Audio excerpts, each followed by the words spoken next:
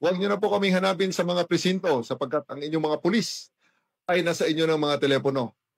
Dial 911. Darating ang inyong mga pulis sa loob ng 5 minuto. Lilingkod sa bawat Pilipino at magbibigay ng tamang impormasyon para sa tahimik at maayos na Pilipinas. Police News Network, alagad ng batas, tagapagtaguyod ng balitang pulis, sandigan ng mamamayan, patnubay ng katotohanan.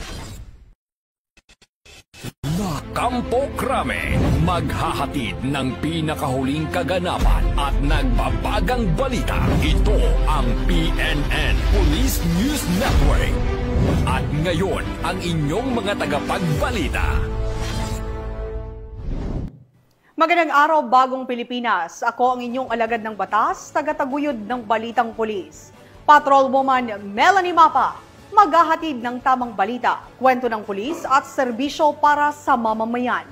At ito ang PNP News Online, ang pangunahing balita ng Police News Network, alagad ng batas, tagataguyod ng balitang pulis.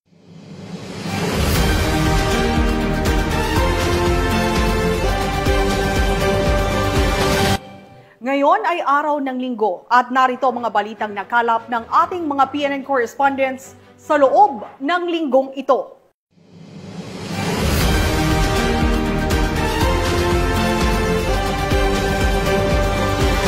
Mahigit 7 milyong pisong halaga ng hinihinalang shabu ang nasabat sa ikinasang buy-bust operation ng Philippine National Police at Philippine Drug Enforcement Agency sa bayan ng Parang Maguindanao del Norte. Patrolwoman Judian Alibo, ibalita mo. Sabat ang 7 million pesos halaga ng shabu mula sa 2 naarestong sospek sa isinagawang drug buy-bust operation ng PNP at PDEA BARM sa Barangay Making, Parang Maguindanao del Norte. Ito lamang ika-11 ng Agosto taong kasalukuyan. Kinilala ni Police Brigadier General Jason C. D. Guzman, Regional Director ng Police Regional Office Bangsamoro Autonomous Region, ang mga sospek na si alias Kin at alias Ali, na pawang residente ng Matalam, North Cotabato.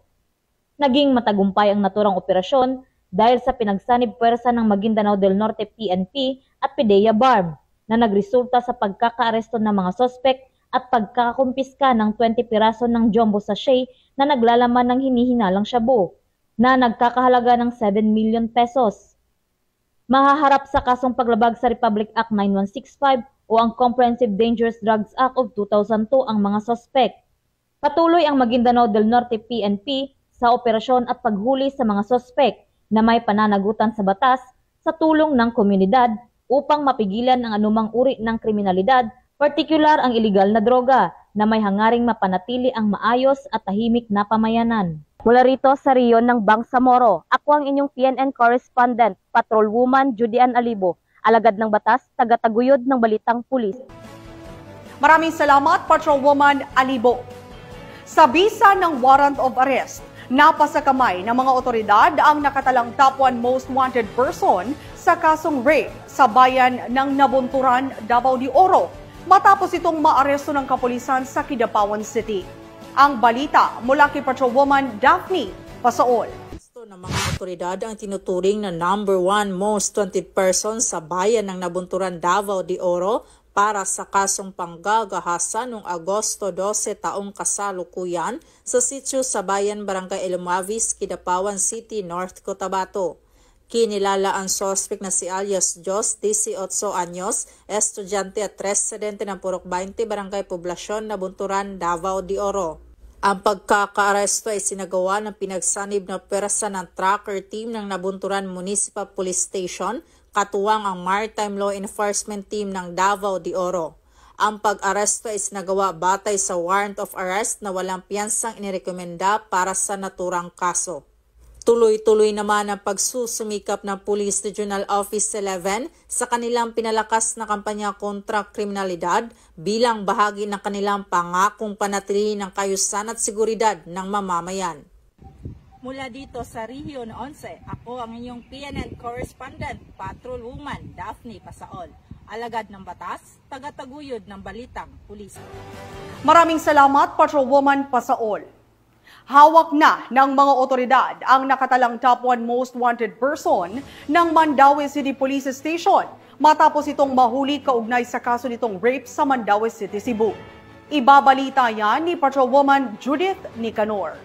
Arestado ng kapulisan ng Mandaue City ang top 1 most wanted person municipal level na may kasong rape sa Zone 3 Barangay Kanduman, Mandaue City, Cebu nito lamang nakaraan. Kinilala ni Police Captain Brian Kevin M. Temprosa, Station Commander ng Police Station 6 Mandaue City Police Office, ang suspect na si Joselito, 36 anyos na residente ng Barangay Yati, Liloan, Cebu. Bandang 6:20 ng umaga nang maaresto ng kapulisan ng suspect sa bisa ng warrant of arrest para sa kasong rape na inisyu ni Honorable Isabel Galinzoga Barroso, presiding judge ng 10th Judicial Regional Trial Court Branch 8, Malaybalay City, Bukidnon na walang rekomendadong piyansa. Kasalukuyang nasa kustodiya ng Police Station 6 Mandaue City Police Office ang suspect para sa dokumentasyon at tamang disposisyon. Ang matagumpay na pagkakaaresto ng suspect ay bunga ng pinagsanib puwersa ng Police Station 6 Mandaue City Police Office at Damulog MPS Bukidnon Police Provincial Office Police Regional Office 10. Ang Mandaue City PNP ay patuloy sa masigasig nitong operasyon sa pagtugis sa mga kriminal upang tiyak na mapanagot sa batas dahil sa bagong Pilipinas ang gusto ng pulis, ligtas ka. Mula dito sa Mandaue City Police Office, ako yung Police News Network Correspondent, Patrolwoman Judith Nicanor. Alagad ng batas, tagataguyod ng balitang pulis. Maraming salamat, Patrolwoman Nicanor. Walang kawala ang isang lalaki matapos umanong magpaputok ng baril sa Marikina City. Nang mabilis na rumisponde ang mga tauhan ng Marikina City Police Station sa tawag ng isang concerned citizen sa 911. Yan ang tinutukang balita ni Patrolwoman Jenny May Dulor.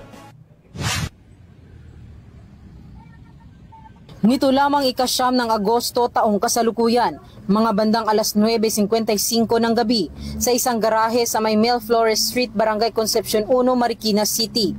Ayon sa investigasyon, napag-alaman na bago pa nangyari ang insidente, nakita di umano ng kapitbahay ng suspect na ito ay nag-iinuman kasama ang iba pa. Subalit makaraan ang ilang sandali, biglang nabulabog ang mga residente sa nasabing lugar dahil sa 4 na beses na putok ng baril na kanilang narinig mula sa bahay ng suspect. Dahil dito, hindi nagdalawang isip ang isang concerned citizen na kapitbahay ng suspect na tumawag sa 911 para sa police assistance. Mga bandang 10:14 ng gabi sa nasabi ring araw, matapos matanggap ng nasabing himpilan ang report sa 911, ay agad rumisponde ang mga tauhan ng Marikina City Police Station, Sector 6, at nakaraan lamang ang 4 na minuto ay agad nakarating ang mga pulis sa nasabing lugar ng insidente. Pagkadating ng mga pulis sa lugar at makausap ang suspect na kinilalang si alias Cesar, ay agad din naman itong sumuko sa mga otoridad at ipinakita ang kanyang mga dokumento ng license to own and possess firearm, firearm registration at permit to carry firearms. Subalit kahit paman may mga legal na dokumento itong ipinakita, meron pa rin itong nalabag sa batas at ito ay mahaharap sa kasong illegal discharge of firearms and alarms and scandals. Matapos basahan ng kanyang karapatan ang suspect, ay pansamantala itong nakapiit sa Marikina City Police Station Custodial Facility para sa kaukulang disposisyon. Nagpapasalamat ako na mas dumating po sila sa maaga, early on. Aga pa naman po kagad ng station. And ang akin lang, wala naman po kaming against dun sa nangyari. Pero sa kapakanan na lang din po ng mga nakatira din dito. Yan lang naman. Mula dito sa Eastern Police District, ako po ang inyong PNN Correspondent, Patrolwoman Jenny May Dulor. Alagad ng batas, tagataguyod ng balitang pulis. Maraming salamat, Patrolwoman Dulor. Hindi na nakaabot sa kanilang paroroonan ang 5 individual na lulan ng isang bangkang demotor matapos mahulihan ng tinatayang 2.9 milyong pisong halaga ng smuggled na sigarilyo sa iginasang anti-smuggling operation sa Brooks Point, Palawan. Nakibalita dyan si Patrolwoman Eloisa Beredo. 2.9 milyong pesos na halagang umanong smuggle na sigarilyo ang nasamsam at 5 individual ang naaresto sa isinagawang anti-smuggled operation ng 2nd Special Operation Unit Maritime Group Balabac Seaborne Command bandang alas 3 ng madaling araw noong ika-11 ng Agosto taong kasalukuyan sa karagatang sakop ng Barangay Maasin, Brooks Point, Palawan.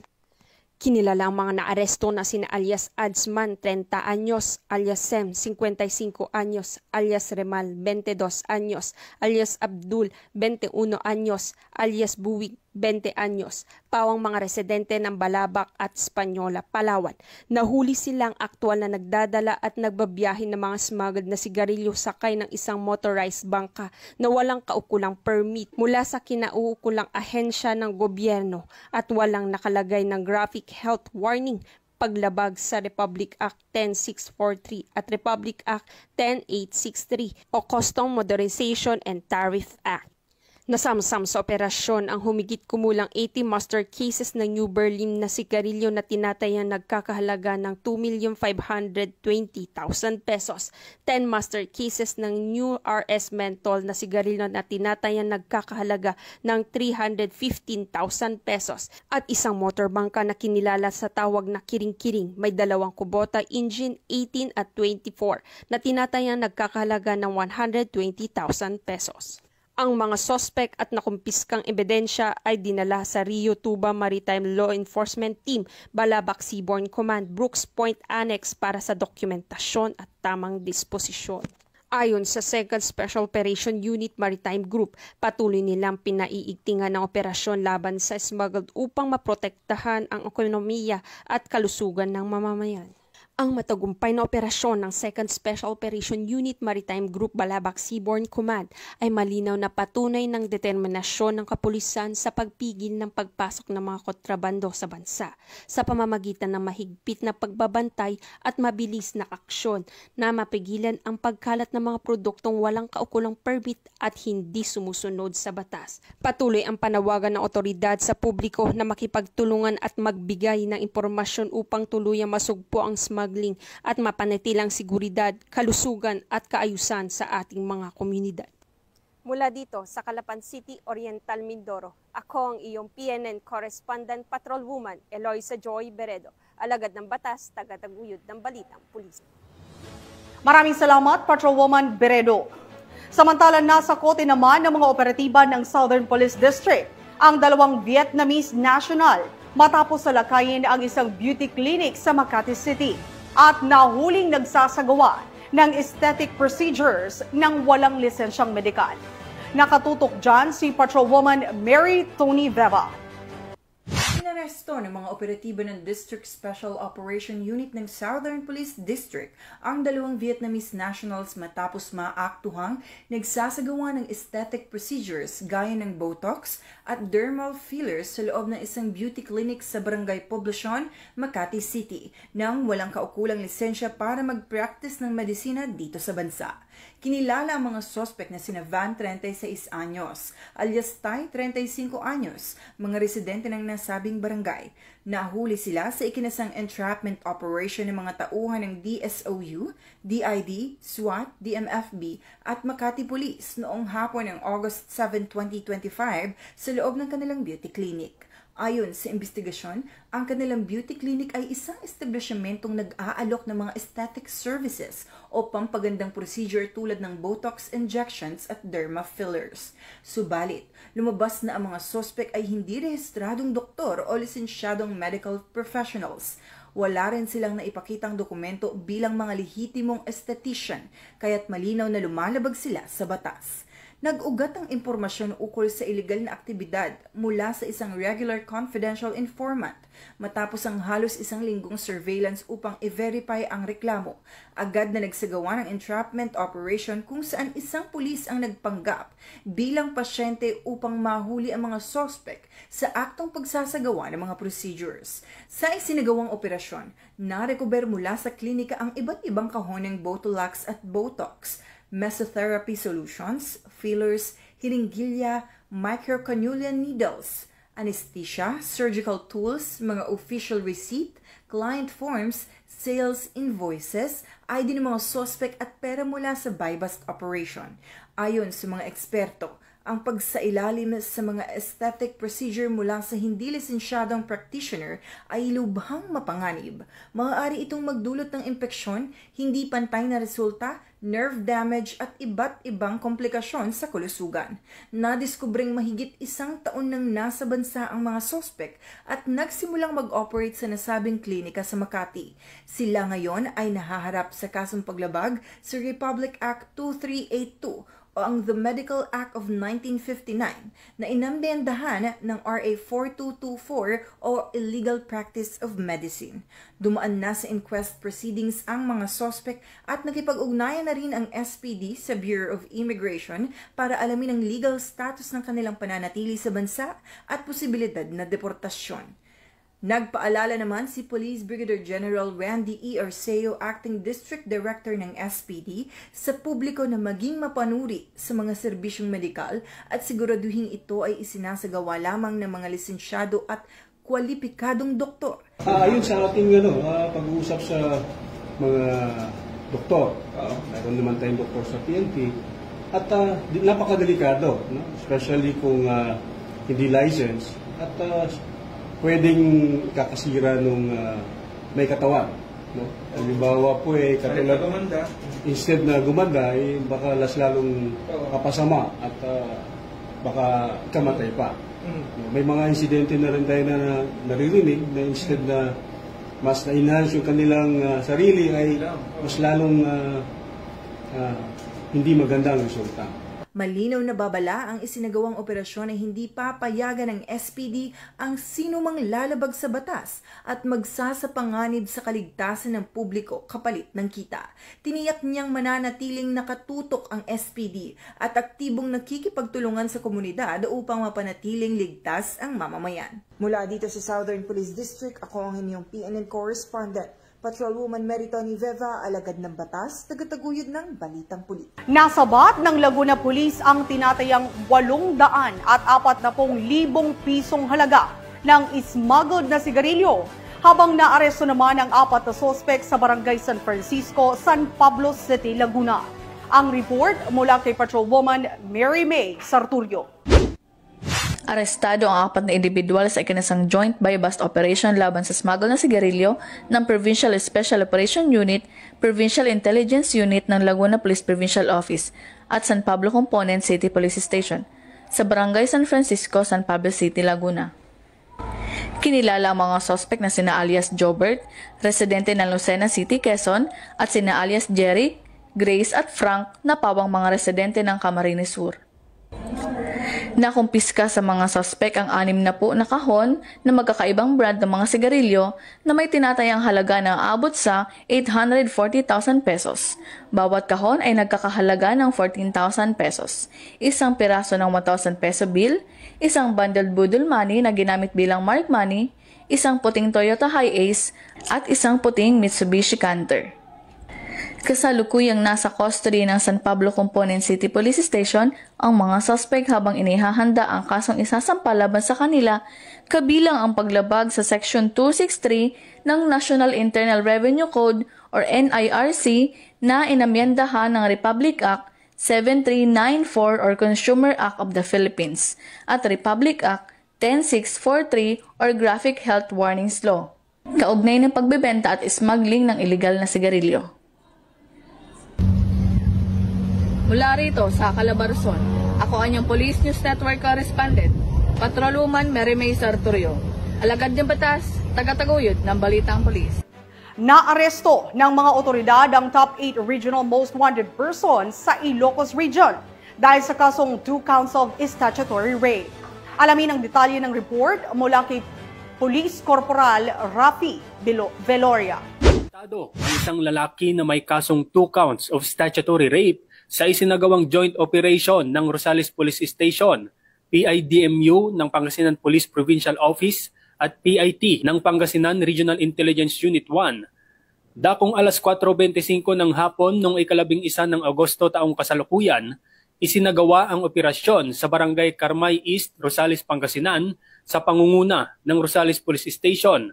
katuwang ang iba pang unit ng PNP na nagresulta sa pagkakaaresto ng itinuturing na top 8 regional most wanted person sa Ilocos Region na si alias Jomar, 22 anyos, walang asawa, isang construction worker at residente ng Barangay Station District, Rosales, Pangasinan.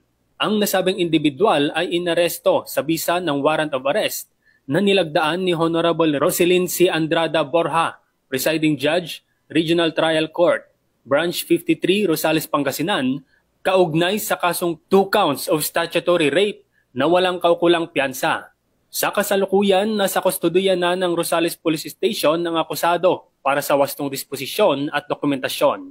Ang tagumpay na ito ay bunga ng determinasyon ng ating mga kapulisan upang masiguro ang isang lipunang ligtas, mapayapa at may hustisya para sa lahat. Mula dito sa Ilocos Region, ako ang inyong PNN correspondent, Police Corporal Rafi Viloria, alagad ng batas, tagataguyod ng Balitang Pulis. At para sa ating huling balita, tinatayang 1 milyong pisong halaga ng hinihinalang shabu ang nasamsam sa ikinasang buy-bust operation ng kapulisan ng Region 6 sa bayan ng Cabatuan, Iloilo. Magbabalita dyan si Patrolwoman Ledilyn Bansagon. Umabot sa mahigit 1 milyong halaga ng hininilaang shabu ang nasamsam mula sa 4 na sospek sa isang matagumpay na drug buy-bust operation na isinagawa sa pinagsanib na pwersa ng Cabatuan Municipal Police Station, Provincial Drug Enforcement Unit Team 2, Regional Police Drug Enforcement Unit 6, at 603rd Company ng Regional Mobile Force Battalion 6 sa Barangay Hanipaan, Ulo, Cabatuan, Iloilo nito lamang ika-12 ng Agosto taong kasalukuyan. Kinilala ni Police Captain Aileen M. Lacrete, Officer in Charge ng Cabatuan Municipal Police Station, ang mga naaresto na sina alias Ryle, 19 na taong gulang, residente ng Tabuk Suba, Haro, Iloilo City, alias Rene, 55 taong gulang, parehong itinalaga bilang high-valued individual, alias Neri, 34 na taong gulang, residente ng Barangay Hanipaan, Ulo, at alias Janessa, 27 taong gulang, residente ng Barangay Apupong, Lanton, General Santos City, pawang itinalaga bilang street-level individual. Samantala, nakatakas naman ng isa pang suspect na si alias Rodelito na itinuring ding high-valued individual. Na-recover ang 8 sachet ng hininilaang shabu at isang sachet na ginamit bilang buy-bust item na may kabuuang timbang na 140 gramo at tinatayang nagkakahalaga ng halos 1 milyong piso. Nakuha rin ang 12,000 piso na ginamit bilang buy-bust money. Dagdag pa ni Police Captain Lacrete, mula sa pag-aresto kay alias Ryle, nasamsam ang isang 12-gauge shotgun na may 15 bala. Ang mga nasamsam na ebidensya ay dinala sa Cabatuan Municipal Police Station para sa tamang dokumentasyon at inventaryo. Nahaharap ngayon ng mga suspect sa kasong paglabag sa RA 9165 o ang Comprehensive Dangerous Drugs Act of 2002. At si Ryle ay may karagdagang kaso dahil sa paglabag sa batas hingil sa iligal na pag-iingat ng baril at bala. Patuloy namang tinutugis ng mga otoridad si alias Rodelito upang maisilbi sa kanya ang nararapat na pananagutan. Sa matagumpay na operasyong ito, ipinapakita lamang ng ating mga kapulisan ang kanilang dedikasyon, tapang at walang sawang paglilingkod upang sugpuin ang kriminalidad at protektahan ng mamamayan laban sa banta ng iligal na droga. Bilang bahagi ng layunin mapanatili ang kapayapaan at kaayusan sa buong komunidad. Mula dito sa Police Regional Office 6, ako ang inyong Police News Network Correspondent, Patrolwoman Ledilyn Bansagon, alagad ng batas, tagataguyod ng Balitang Pulis. Maraming salamat, Patrolwoman Bansagon. At yan ang mga balitang nakalap ng ating mga PNN correspondents mula Luzon, Visayas at Mindanao sa loob ng linggong ito.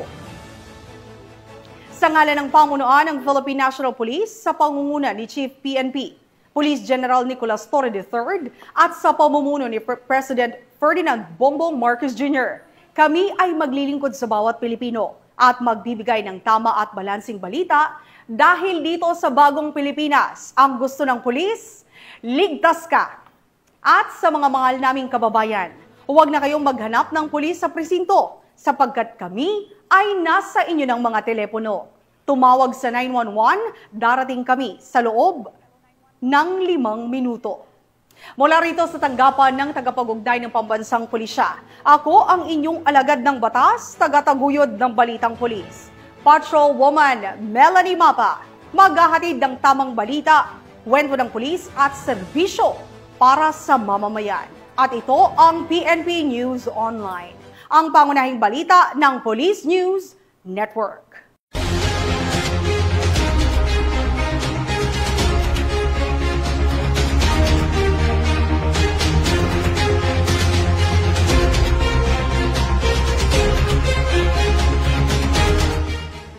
Police News Network, alagad ng batas, tagapagtaguyod ng balitang pulis.